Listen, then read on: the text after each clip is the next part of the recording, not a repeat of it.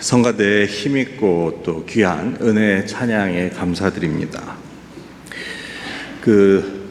뉴욕의 유니온 신학교에서 30년 이상을 가르쳤던 라이놀드 니버라는 신학자는 20세기의 가장 중요한 신학자 중에 한 명으로 알려져 있습니다. 그는 도덕적 개인과 비도덕적 사회라는 그러한 책을 남겼습니다. 이 책의 내용은 1차 세계대전과 대공황을 지나며 그에 대한 그의 신학적인 고찰을 바탕으로 하는데, 즉 비록 인간 개인이 도덕적이라고 하더라도 그들이 모인 집단, 사회는 어떻게 하여 비도덕적일 수밖에 없는가에 대해 질문하고, 또 개신교 신학자로서 이를 지적하고 문제를 제기하고 있습니다. 그가 남긴 유명한 기도문, 하나님, 저에게 바꿀 수 없는 것을 받아들이는 평온을, 바꿀 수 있는 것은 바꾸는 용기를, 그리고 그 차이를 구별하는 지혜를 주옵소서라는 기도문은 어떻게 보면 그가 이러한 고찰과 고민을 통해 도달한 결론이라고 할 수 있습니다. 즉, 이 땅에서 바꿀 수 없는 것이 있음을 인정하고, 그럼에도 불구하고 우리가 할 수 있는 일에 최선을 다하고자 하는 그의 신앙적인 의지 혹은 제안을 보여준다고 하겠습니다. 그런 의미에서 성경이 보여주는 그 하나님의 공의는 역시 이러한 우리의 현실 속에서 우리가 어떻게 살아야 하는지에 대한 길을 우리에게 보여주고 있습니다. 하나님께서는 구약시대의 여러 가지 불평등한 제도들에 주목하시기보다는 그 사회 가운데서 개인이 어떻게 하나님의 공의, 즉 바르고 의로운 뜻을 행하며 살아가야 할지 가르쳐 주셨고, 예수님께서도 마찬가지로 당시 로마의 식민 지배나 종교적인 잘못된 구조를 문제 삼기보다는 그 가운데서 하나님의 나라의 백성들이 어떻게 개개인이 살아가야 할지를, 그것을 가르치셨습니다. 오늘은 지금까지 제가 해왔던 본문 설교가 아닌 주제 설교에 가까운 말씀이 되겠는데, 그래서 오늘은 성경을 통해서 하나님께서 말씀하시는 하나님의 공의에 대해 살펴보고, 오늘 이 사회 현실 가운데서 하나님을 믿는 우리들이 어떻게 살아가길 하나님께서 바라시는지, 그리고 우리가 어떻게 하나님의 공의를 따르고 살아갈 수 있는지를 함께 나누고자 합니다. 구약 성경에서는 하나님의 공의와 정의에 대한 말이 많이 나옵니다. 근데 과연 공의와 정의의 차이는 어떻게 됩니까? 마침 지난 금요일 성경 공부에서 저희가 다윗에 대한 이야기를 하다가 어떤 분이 공의와 정의에 대한 그 차이에 대한 질문을 하셨는데, 제가 마침 오늘 그 말씀에 대한 준비를 하던 차여서 죄송하지만 조금 참으시고 주일 설교에서 들으시면 좋겠습니다라고 답을 미뤘습니다. 사무엘 하에 나오는 다윗의 이야기 중 성경은 다윗이 모든 백성에게 정의와 공의를 행하였다라고 기록하고 있습니다. 여기서 공의와 정의라는 것은 사실 원래 그 하나님의 속성, 하나님의 성품이고, 이를 다윗이 백성들에게 행하였다고 하는 것은 다윗이 얼마나 그 하나님의 마음을 가지고 백성을 다스리고 그를 통해서 하나님의 마음에 맞는 그러한 왕이었는지를 보여주는 이야기입니다. 그런데 이 두 가지 단어, 공의와 정의에서 이 공이라는 것은 히브리어로 체다카 혹은 체덱이라는 단어고, 정의는 미슈파트라는 단어입니다. 이 중에 체다카는 많은 경우에 영어에서는 righteousness라고 번역되는 말이고, 우리말로는 대부분의 경우 공의라고 번역되고 있습니다. 이는 하나님의 성품과 관련하여 바르고 옳으시고 또 거짓이 없으신 하나님의 그 의로우심을 나타내는 말입니다. 반면 미슈파트는 재판하다 혹은 판결하다라는 샤파트라는 동사에서부터 나온 단어로서 역시 의롭고 바르고 옳다라는 뜻을 가지고 있지만 이것은 개인의 혹은 도덕적인 그러한 옳고 바름보다는 남을 판단하고 재판하는 데 있어서의 치우치지 않고 올바름, 즉 사회로 치자면 사법 절차상의 적합함, 옳음에 대한 이야기라고 할 수 있습니다.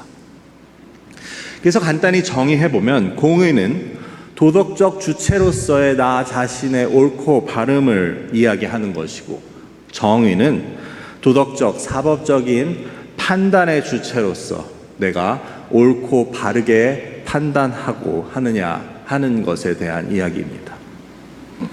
그래서 우리가 하나님의 공의와 정의를 같이 이야기하면 하나님께서는 모든 것에 바르고 무조건 옳으시고 또 그릇됨이 없으시다는 것과 함께 하나님은 동시에 의롭고 바른 재판장이자 심판자가 되신다는 그러한 사실을 말씀해 주는 것입니다. 그렇다면 성경은 구체적으로 이 하나님의 공의에 대해서 무엇을 이야기합니까? 아모스 선지자는 우리에게 오직 정의를 물같이 공의를 강같이 흐르게 할지어다라고 선포하고 있으며, 또 미가 선지자도 오직 공의를 행하라고 말하고 있습니다. 이뿐 아니라 다윗도 그 모든 백성에게 정의와 공의를 베풀었다고 이야기합니다. 그렇다면 우리는 무엇을 어떻게 행하고 또 어떻게 살아야 합니까? 이제 함께 하나님의 공의에 대해 하나님께서 우리에게 주시는 말씀을 함께 나누고자 합니다. 첫 번째로 하나님의 공의는 가난하고 어려운 자를 도우시는 하나님의 속성, 그 마음을 보여줍니다. 시편 82편 3절 4절의 말씀을 제가 읽겠습니다. 가난한 자와 고아를 위하여 판단하며 곤란한 자와 빈궁한 자에게 공의를 베풀지며 가난한 자와 궁핍한 자를 구원하여 악인들의 손에서 건질지니라 하시는도다. 하나님의 공의는 하나님의 의로우심, 선하심, 그 모든 것들, 여러 가지 것들을 뜻할 수 있습니다. 하지만 그 중에서도 성경이 이야기하는 하나님의 공의의 가장 주된 부분은 바로 가난한 자와 약한 자에 대한 하나님의 마음이었습니다. 바로 읽은 시편 말씀에서는 그 체덱, 즉 공의란 단어가 2번 사용되며 가난한 자와 고아와 곤란한 자, 빈궁한 자에 대한 하나님의 관심과 마음을 보여줍니다. 즉 하나님께서는 그 백성에게 가난한 자와 약한 자를 돌볼 것을 명령하시는 것입니다. 이러한 하나님의 공의는 여기서뿐 아니라 구약 성경의 전체에 걸쳐서 아주 많이 반복되고 있습니다. 가장 특징적으로는 하나님께서는 그 백성인 이스라엘을 애굽에서 불러내신 후에 그들에게 주시는 제일 처음 율법에서 이와 같이 강조하십니다. 레위기 19장 9절과 10절의 말씀입니다. 너희가 너희 땅에서 곡식을 거둘 때에 너는 밭 모퉁이까지 다 거두지 말고 내 떨어진 이삭도 줍지 말며 내 포도원의 열매를 다 따지 말며 내 포도원에 떨어진 열매도 줍지 말고 가난한 사람과 거류민 즉 이방인을 위하여 버려두라. 나는 너희의 하나님 여호와니라. 십계명을 주실 때도 나는 너희의 하나님 여호와니라 라는 말씀으로 시작을 하시는데, 즉 이러한 명령들, 오늘 말씀의 마지막에도 붙어 있듯이 이러한 하나님 여호와니라 라는 말씀으로 시작하는 그 말씀은 다른 누구도 아닌 바로 하나님의 백성 이스라엘에게 주어진 것이었습니다. 그리고 이 명령의 근본에는 하나님과 우리와의 관계에 기초한, 즉 하나님의 공의를 그들도 닮아서 하나님의 백성인 그들도 하나님의 공의를 실천하길 원하시는 그 하나님의 마음이 들어 있습니다. 이러한 하나님의 마음은 역시 아브라함의 아내 사라의 여종 하갈의 이야기에서도 잘 드러납니다. 사실 하갈은 아시는 대로 애굽의 여인으로서 사라의 여종이었습니다. 사라가 아이를 갖지 못하자 사갈은 하갈 자신의 여종을 남편 아브라함에게 주어 임신을 하게 만듭니다. 그런데 임신을 하고 주인 사라는 그 하갈을 학대하게 되고 결국 내어 쫓게 됩니다. 하갈은 광야로 내쫓깁니다. 하갈은 분명히 약자였습니다. 여주인이 시켜서 그 주인에게 들어가서 남편 아브라함의 아이를 가졌지만 다시 학대를 당해 임신한 채로 갈 곳 없이 광야로 도망한 상태였습니다. 하나님께서는 이 애굽 여종 하갈을 불쌍히 여기십니다. 그래서 하나님께서는 사자를 보내셔서 그 여주인에게로 돌아가라고 권면하시고 그 대신 내가 네 씨를 크게 번성하게 하여 그 수가 많아 셀 수 없게 만들어주겠다고 약속하십니다. 그리고 그 아들의 이름도 이스마엘이라고 지어주시고 그 뜻은 여호와께서 내 고통을 들으셨음이라 라고 친절하게 말씀해 주시는 것입니다. 이처럼 공의로우신 하나님은 여주인의 말을 따랐다 임신한 채로 쫓겨난 그 하갈을 불쌍히 여기시고 또 그 고통을 들으셨습니다. 그리고 그 아들의 이름도 주시고 또 그의 번성을 약속해 주십니다. 물론 하나님께서 계획하고 계시던 그 이삭을 통해 하나님의 뜻을 이루시고 또 하나님의 민족을 이루시면 되는 것이었지만 공의로우신 하나님께서는 그 애굽 여종 하갈의 고통까지도 들으시고 돌보시는 분이셨던 것입니다. 이후에도 창세기 21장에 가면 결국 사라가 이삭을 낳자 다시금 하갈을 학대하여 내쫓습니다. 이번에는 아브라함을 시켜서 떡과 물 가죽 한 부대만 갖게 하고 광야로 내어 쫓깁니다. 그리고 이번에는 어린 아들 이스마엘까지 같이 쫓겨나게 됩니다.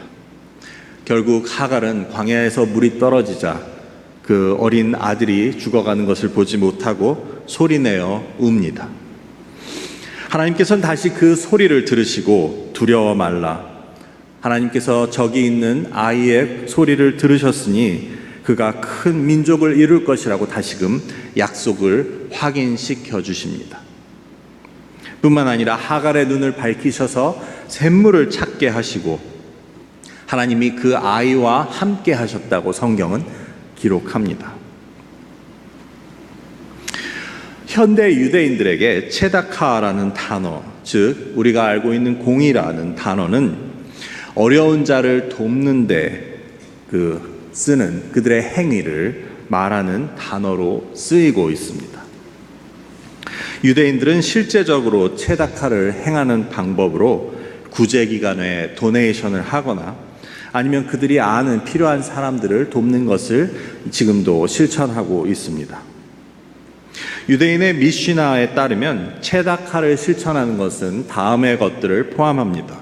즉 필요한 사람에게 무이자로 돈을 빌려주는 것, 그리고 직장을 찾아주는 것, 이런 도움을 통해 그가 경제적으로 독립할 수 있도록 도와주는 행위를 말합니다. 이뿐 아니라 그 체다카를 행함에 있어서는 여러 가지 방법들을 또한 세분하고 있는데, 즉 그 방법 중에는 모르는 사람에게 나도 이름을 밝히지 않고 주는 방법, 내가 아는 사람에게 내 이름을 밝히지 않고 주는 방법, 그리고 모르는 사람이지만 나의 이름은 밝히고 줄 수도 있고 또 아는 사람에게 나의 이름을 밝히고 주는 방법 등 그것을 구체적으로 세분하여 그들이 체다카를 실천하도록 정해놓고 있습니다. 이처럼 유대인들은 하나님의 율법을 따라 가난하고 약한 자, 어려운 자를 돕는 일을 체계적으로 그리고 지속적으로 체다카라는 이름 아래 행하고 있습니다. 그래서 이들에게는 남을 돕는 것이 선택이 아닌 다른 어느 율법과도 마찬가지로 의무이자 책임이 됩니다. 그리고 그들은 이 체다카머니는, 즉 구제비는 애초에 나의 것이 아니고 하나님의 돈이라고 믿고 있습니다. 하나님께서 나에게 맡겨서 필요한 사람들을 위해 주도록 하신 것이기 때문에 내가 그것을 가지고 남을 돕지 않는 것은 하나님의 것을 도둑질하는 것이라고 여기는 것입니다. 우리 가운데도 알게 모르게 어려운 사람들을 돕고 또 가난하고 약한 분들을 돕는 손길들이 있는 줄로 압니다. 하지만 이것이 내가 주일 헌금을 내고 11조를 내듯이 하나님께 드리는 것이라고 생각하지 않는 경우도 있는 것 같습니다. 하지만 우리가 구약의 율법을 우리의 삶 가운데 적용해 보면 어떻습니까? 아까 말씀드린 레위기에서 모든 것을 거두지 말고 남겨두라고 하는 말씀을 생각해 보면 내가 1년간 힘들여서 씨 뿌리고 또 키운 곡식을 추수 중에 떨어진 그 아까운 곡식을 줍지 말라고 하는 것, 그리고 또 모퉁이는 베지 말고 남겨두어서 가난한 자와 이방인이 먹도록 하라고 하는 말씀을 우리의 삶 가운데 적용해 보면 어떻습니까? 분명히 내가 힘들게 일해서 땀 흘려 번 나의 수입 중에 일부이지만 하나님께서는 그것이 가난한 자와 이방인들, 약한 자들을 위해서 사용되기를 바라시는 것을 알 수 있습니다. 그리고 무엇보다도 중요하게 그것을 왜 바라시냐 하면, 그리고 왜 우리가 그것을 행해야 하냐 하면 바로 하나님의 공의는 바로 그러한 어려운 자들을 돌보시는 하나님의 마음임을 보여주고 있으며, 하나님께서는 또 하나님의 백성된 우리가 그 마음을 닮아 그 공의를 행하기를 원하고 계시고 또 명하고 계시기 때문입니다. 시편 82편에서 하나님께서는 우리에게 이같이 말씀하십니다. 가난한 자와 고아를 위하여 판단하며 곤란한 자와 빈궁한 자에게 공의를 베풀지니라. 둘째로 성경이 말하는 하나님의 공의는 거짓된 저울을 미워하는 하나님의 성품을 보여줍니다. 잠언 11장 1절의 말씀입니다. 속이는 저울은 여호와께서 미워하시나 공평한 추는 그가 기뻐하시느니라. 신명기에서 모세가 역시 전하고 있는 하나님의 율법 가운데 한 부분을 보면 이런 말씀이 있습니다. 신명기 25장 13절에서 15절까지를 제가 읽겠습니다. 너는 내 주머니에 두 종류의 저울추 곧 큰 것과 작은 것을 넣지 말 것이며 내 집에 두 종류의 돼 곧 큰 것과 작은 것을 두지 말 것이요 오직 온전하고 공정한 저울추를 두며 온전하고 공정한 되를 둘 것이라. 그리하면 내 하나님 여호와가 내게 주시는 땅에서 내 날이 길리라. 여기서 두 종류의 저울추와 두 종류의 되는 무엇을 말합니까? 그것은 계량을 속이는 것을 말하는 것이었습니다. 남이 와서 무슨 자신의 물건을 팔려고 한다면 큰 추를 써서, 즉 무거운 추를 써서 그 남의 물건의 값을 실제보다 적게 쳐주는 것입니다. 그리고 남이 반대로 와서 나에게 무엇을 사려고 하면 작은 추를 쓰면 내 물건의 값을 실제보다 많이 받고 팔 수 있게 됩니다. 마찬가지로 큰 되와 작은 되도 곡식을 계량할 때 똑같이 사용해서 불이한 이득을 취할 수 있습니다. 중요한 것은 이처럼 앉아서 저울과 추를 가지고 물건을 팔고 사고 장사하던 사람들은 돈이 있는 사람들이었습니다. 이처럼 돈이 있는 사람이 앉아서 가난하고 궁핍한 가운데 필요한 것을 사고 팔러 온 사람에게 부당한 방법으로 이익을 취하는 것을 말하고 있습니다. 당시 이러한 사회적인 문제 때문에 하나님께서, 즉 공의의 하나님께서는 너희가 온전하고 공정한 저울과 되를 사용한다면 내 하나님께서 주시는 이 땅에서 내 생명이 길리라라고 약속하시는 것입니다. 여기서 공정한 저울추, 공정한 되라고 할 때 이 공정한이 바로 체데크, 즉 하나님의 공의를 나타내는 단어가 쓰이고 있습니다. 즉 하나님의 공의는 정직한 저울을 사용하고 가난하고 어려운 자들을 착취하지 않는 그러한 것임을 보여줍니다.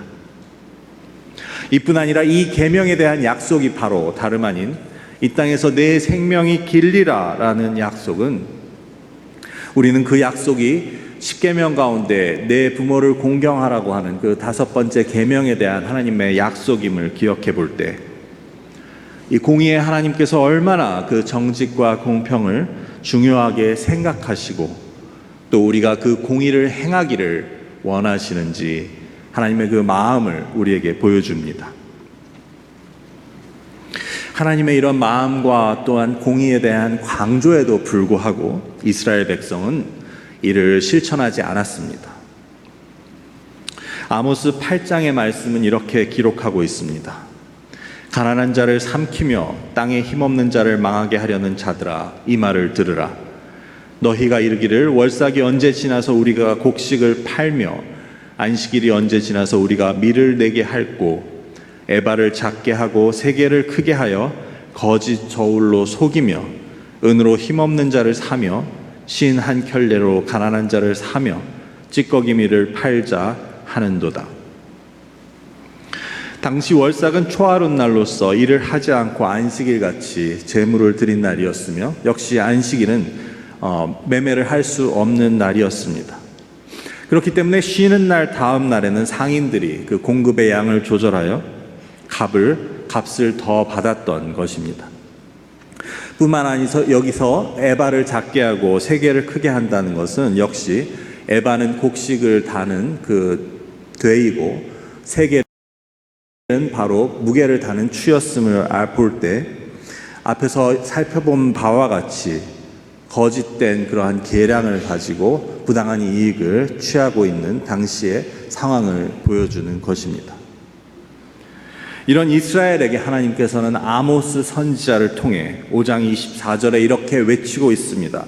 오직 정의를 물같이 공의를 마르지 않는 강같이 흐르게 할지니라. 우리는 우리의 이익을 위해 어려운 상황에 처한 자 혹은 가난한 자를 이용하거나 착취하고 있지는 않습니까? 첫 번째, 하나님의 공의가 가난하고 어려운 자를 도우시는 하나님의 마음을 나타낸다고 했다면, 둘째는 하나님의 공의는 자신의 이익을 위해서 가난하고 어려운 자를 이용하는 부정과 거짓을 용납하지 않으심을 보여줍니다. 마지막으로 하나님의 공의는 평등이 아닌 공평을 추구하는 그런 하나님의 속성을, 성품을 보여줍니다. 얼마 전에 그 평등과 공평에 대한 어떤 분의 글을 읽은 적이 있습니다. 쉽게 말하면 평등은 더 나은 삶과 그 사회를 위해서 누구에게나 똑같은 것을 똑같이 주는 것을 말하고, 공평은 더 나은 사회와 삶을 위해 필요가 큰 자에게 더 큰 것을 주는 것을 말합니다. 우리가 이를 이해하기 위해 쉽게 알 수 있는 것은 세금 제도가 있습니다. 만일 누구에게나 똑같은 세율로 세금을 걷는 것이 평등이라고 한다면, 누진세나 종부세, 미국에서는 텍스 브래킷을 써서 수입이 많은 자에게 더 많은 세금을 걷고 수입이 적은 가난한 사람에게 더 적은 세금, 비율의 세금을 걷는 것이 바로 공평을 추구하고자 정부에서 쓰는 방법이라고 할 수 있습니다. 성경이 나타내는 하나님의 공의도 분명히 평등이 아닌 공평을 추구하고 있다는 것을 우리는 알 수 있습니다. 특히 우리가 아는 희년 제도는 하나님의 공의의 정신을 무엇보다 잘 보여주고 있는 제도입니다.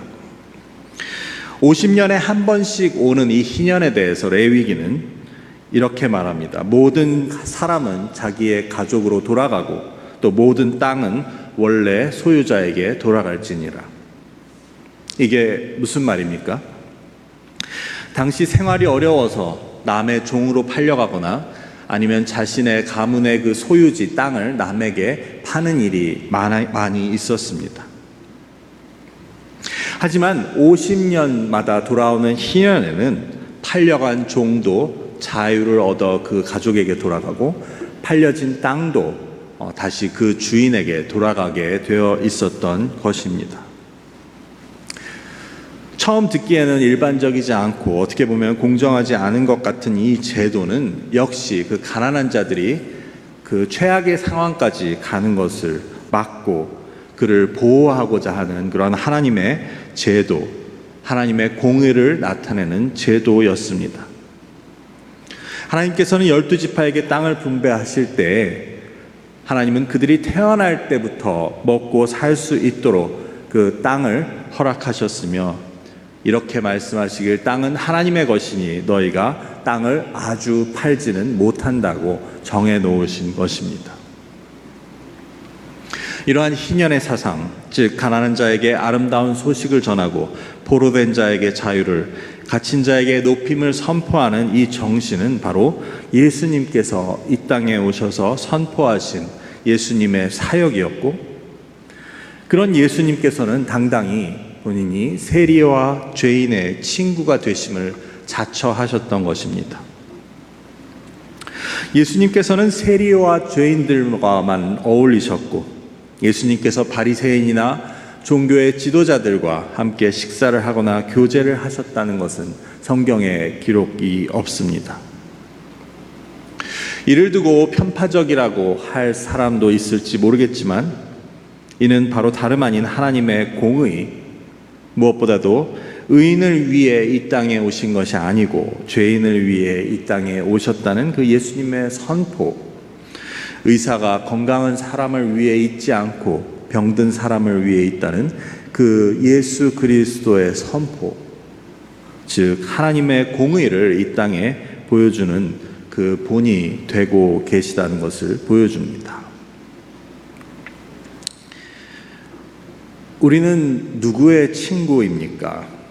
예전에 어떤 부모님들은 나가서 너보다 잘난 아이들하고 사귀고 어울려야 인생에 도움이 된다라는 이야기를 많이 했습니다.